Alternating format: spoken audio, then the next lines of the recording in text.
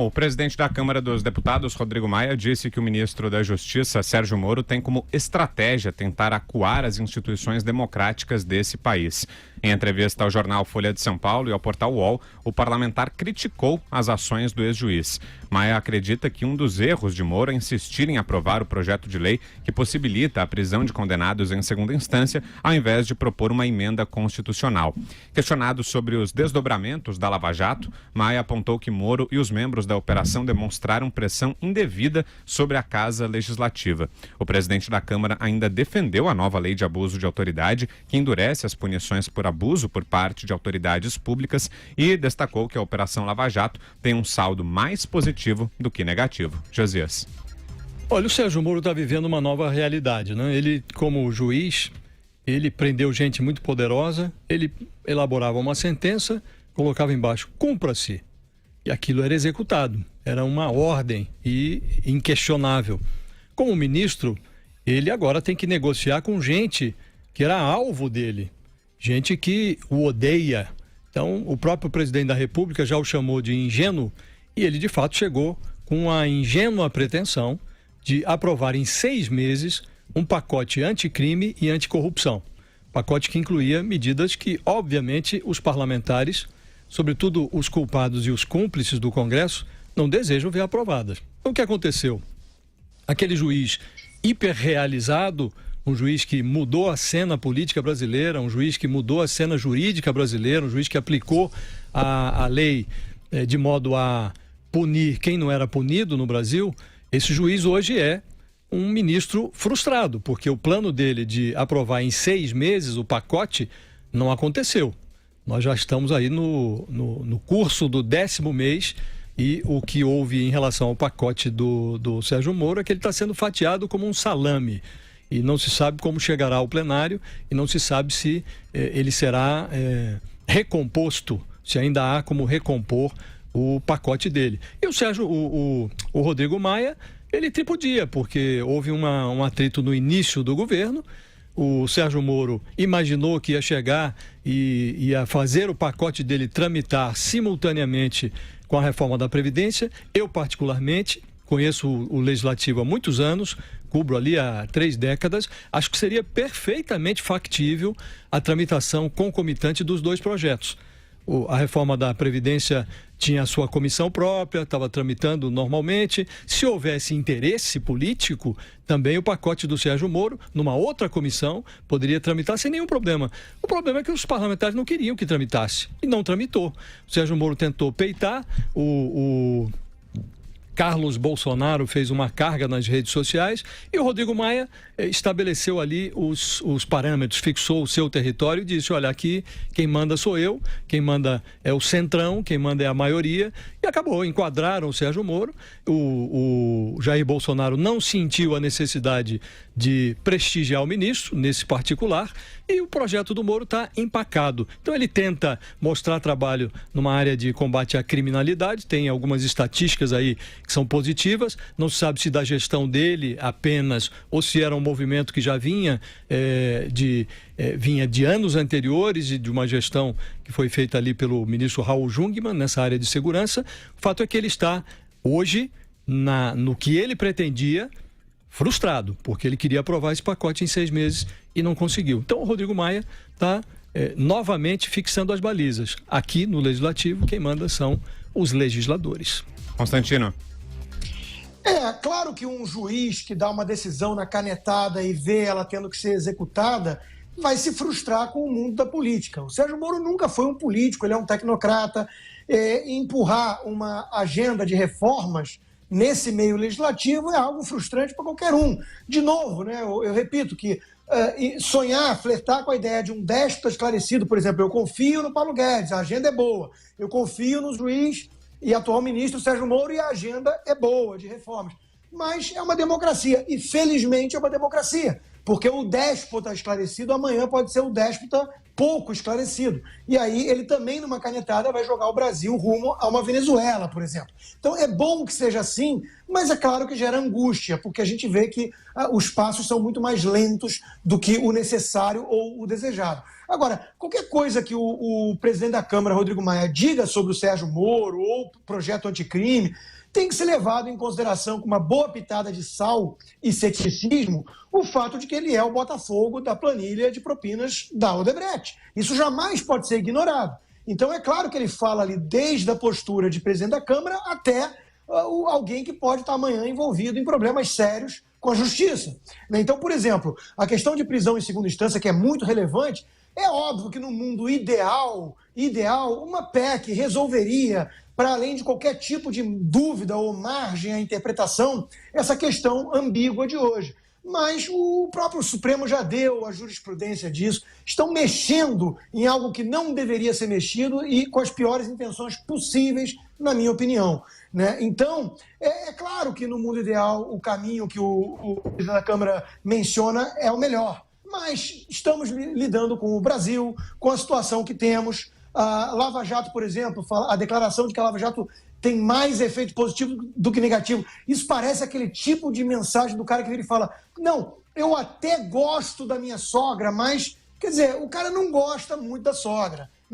Isso não é uma declaração de amor. A Lava Jato é amplamente defendida pela população brasileira porque entende que ela é muito, mas muito mais positiva do que qualquer eventual problema que ela tenha gerado ou algum tipo de excesso. Então, esse tipo de linguajar usado pelo presidente da Câmara, a gente tem que sempre lembrar de onde está vindo. Está vindo de alguém que está pensando no amanhã, e o amanhã dessa pessoa não seria o amanhã que a população brasileira gostaria de ver, que é mais poder ao Sérgio Moro e o seu projeto anticrime sendo aprovado, porque isso dificultará a vida dos corruptos e criminosos. Então, isso tem que ser levado em conta. O que o Maia diz sobre o Moro, é bom ter um pé atrás. Diga, Vera.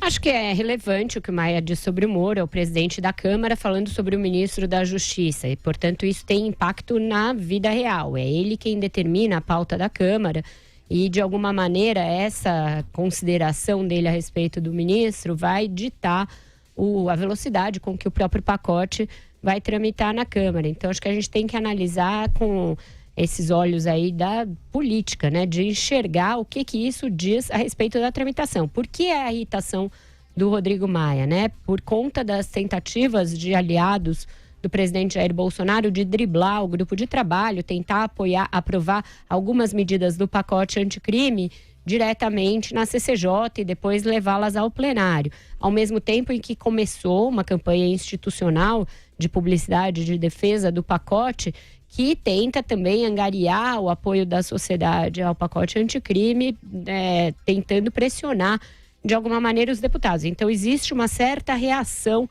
do Rodrigo Maia a isso.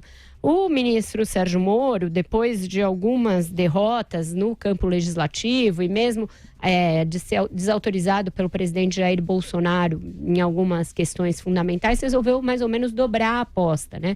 Ele está há algumas semanas já fazendo uma aposta de enfatizar e defender tudo que vem do presidente, fechar com ele ali, parecer fechado com ele. Então, teve um episódio neste fim de semana em que o Laranjal do PSL, diante das novas indicações de que pode haver uma nova investigação a respeito do ministro do Turismo, Marcelo Álvaro Antônio, e que alguma parte daquele dinheiro do Laranjal poderia ter pago também despesas da campanha presidencial, o ministro saiu em defesa do presidente. Então, o Moro faz um esforço político para cerrar fileiras com o presidente Jair Bolsonaro, ficar mesmo muito próximo a ele, e a partir disso ele espera obter um endosso maior aos seus próprios projetos. Eu só acho que, primeiro, ele como ministro e, portanto, responsável pela Polícia Federal, não deveria se manifestar antes da hora a respeito de procedimentos investigativos ainda em andamento.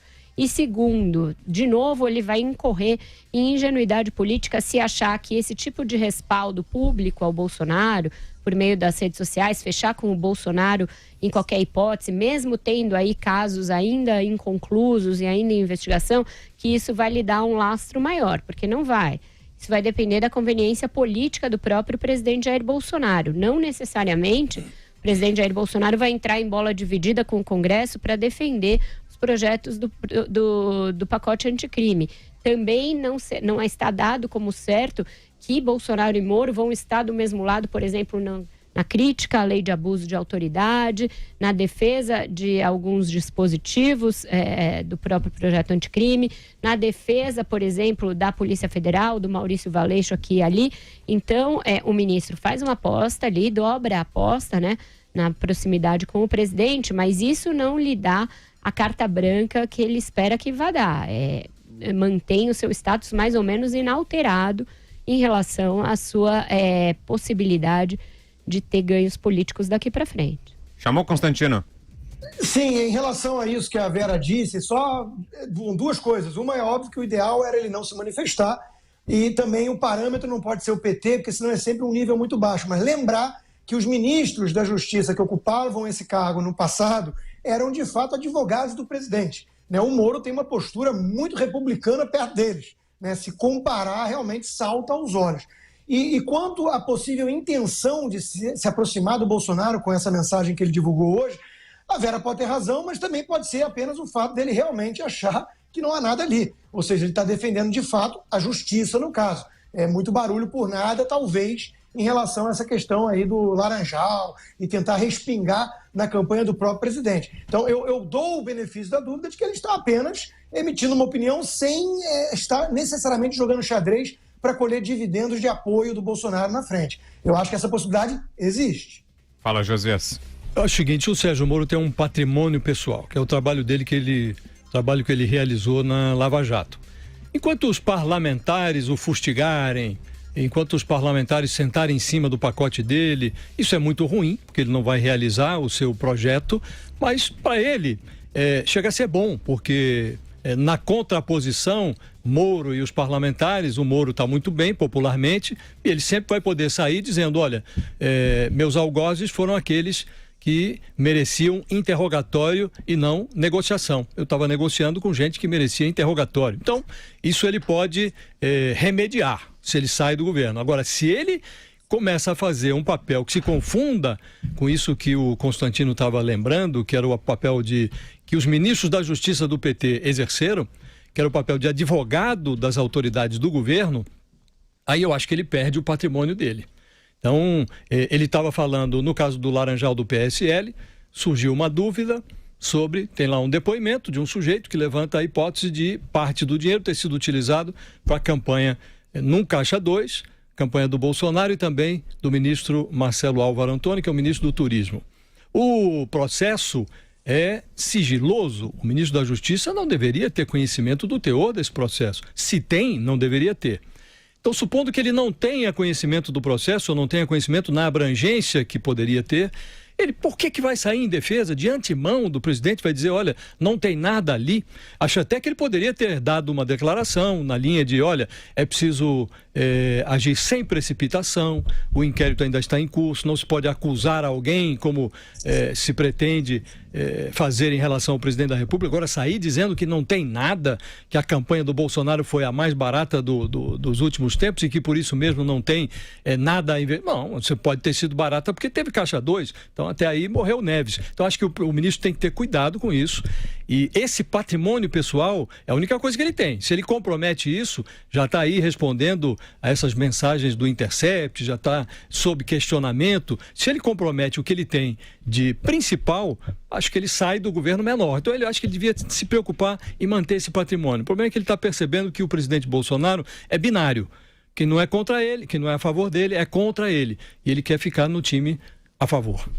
Esse é o problema, porque a gente está diante de uma administração em que os ministros são mais prestigiados à medida que puxam mais o saco do presidente da República. Aqueles que não o fizeram encontraram ali o caminho da rua como serventia da casa. Gustavo Bebiano, o próprio general Santos Cruz, que tinha uma vida ao lado do Bolsonaro, portanto não podia ser acusado nem de ser de esquerda, nem petista, nem nada disso, também ele foi convidado a se retirar.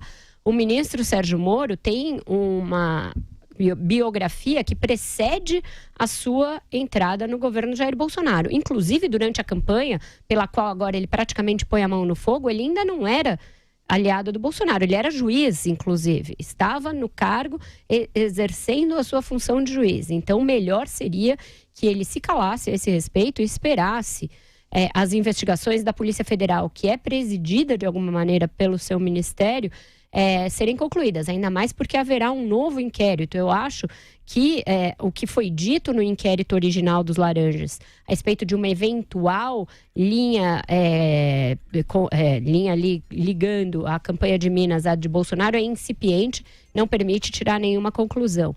Mas isso vai ser objeto de novas investigações, portanto o ministro deveria se eximir de falar. E aí eu acho que isso não é só no mundo ideal, isso é no mundo que nós, como jornalistas, temos de cobrar. O Fernando Segovia, do Michel Temer, foi afastado da Polícia Federal depois que a imprensa criticou muito o fato de que ele era uma espécie de um leve-trás entre o Palácio e a Polícia Federal. Não poderia ser dessa maneira, e aí a gente sempre criticou e ele acabou caindo.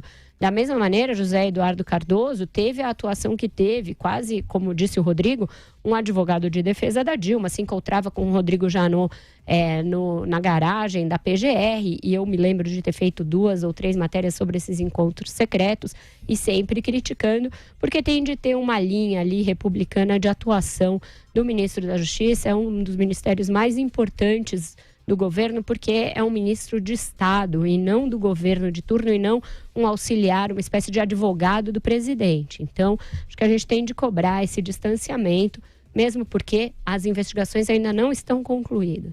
Mais alguma coisa sobre esse caso do Laranjal, gente? Era a nossa próxima pauta, mas vamos lá. Fala, Constantino. Não, só lembrando que foi essa exatamente a postura que ele teve no caso Queiroz, né? Ele manteve um certo afastamento. Houve, sem dúvida, aí uma mudança de postura. Eu concordo que não é o ideal. Repito, não é o ideal. Mas eu dou o benefício da dúvida de que ele apenas tenha realmente visto alguma coisa ali, talvez exagerada pelo tom da imprensa, e reagiu. Mas o tempo dirá e o veredito ainda não saiu. Fala, Josias. E participou de um episódio que é muito parecido com esse, mal comparando, é parecido com esse do Sérgio Moro agora, porque o Segovia, numa entrevista, disse que não havia nenhuma prova contra o Temer no caso dos portos e que o inquérito seria arquivado. O inquérito não foi arquivado, seguiu o seu curso, Temer foi denunciado e foi preso aí outro dia. Quer dizer, é muita precipitação um chefe da Polícia Federal ou um ministro superior hierárquico da polícia querer dizer como vai se encaminhar um inquérito que um delegado tem ali autonomia para conduzir.